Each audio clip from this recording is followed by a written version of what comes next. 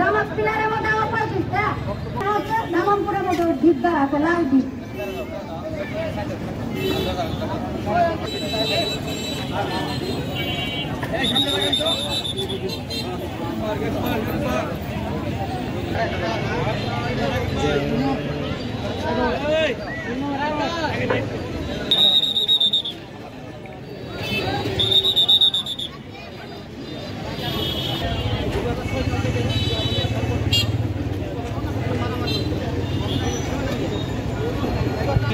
তাদের কিছু গোলঘর বাড়িঘর পুরানো হয়েছে, আমাদের কিছু বাড়িঘর গোলঘর পুরানো হয়েছে।